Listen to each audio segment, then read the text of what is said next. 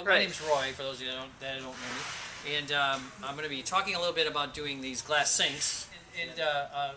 These are fused first, and one thing that we don't have actually is just a flat disc. So we fuse them first as a blank or a disc. You can see these are over a ½ inch thick. So if we just fuse them in the kiln at a ½ inch, they will spread out to try to get to a quarter of an inch. So we don't want that to happen. So we're using these stainless steel rings as kind of a dam to hold the glass in place so that they won't spread out further than we want them to. The other thing about glass is that when glass gets molten, it gets really sticky, and so it will stick to everything. The kiln shelf, it'll stick to the stainless steel ring. So we'll usually use something as a barrier between the glass and the shelf.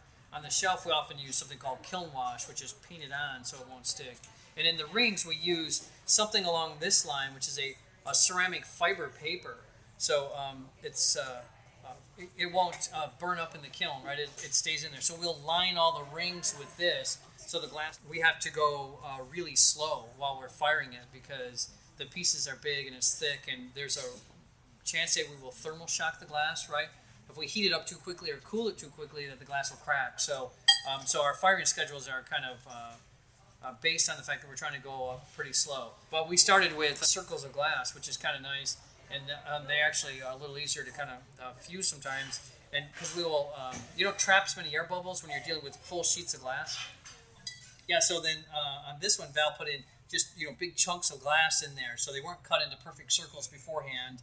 And then again, once they're inside this ring, and they start to fuse, they'll kind of flow out, and the ring holds them in place, and then they'll turn out to be a perfect circle. You can look at the edge of this sink.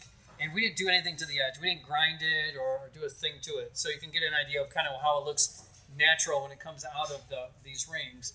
Some of these others, we did some grinding on them, right?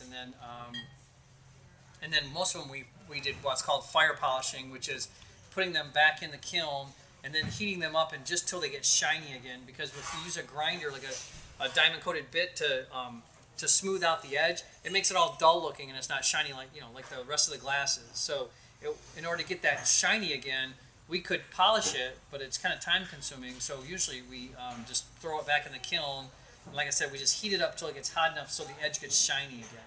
So that's how the edges on, I think the rest, we fire them first time, the individual pieces, to make a solid blank that we're going to use for our sink. And then we usually grind the edge, and then we fire polish that. So that's the second firing. And then the third firing is slumping it in the mold. And we use this really nice big stainless steel mold to slump into.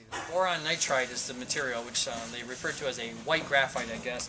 But you can see it sort of kind of getting on my fingers, right? And that just acts as a barrier between the glass and the stainless steel, so again the glass won't stick and it'll pop out. Put on a few coats just so it doesn't stick. And we've done it a few times in here and haven't had too many problems. So it costs $136 for the mold, and so sometimes people are like, God, why would I spend that much money for just one mold that I'm going to do, how many sinks are you going to make, right? But the real nice thing about it is it's so big that you can actually do a nice wide variety of sizes in there. You can put almost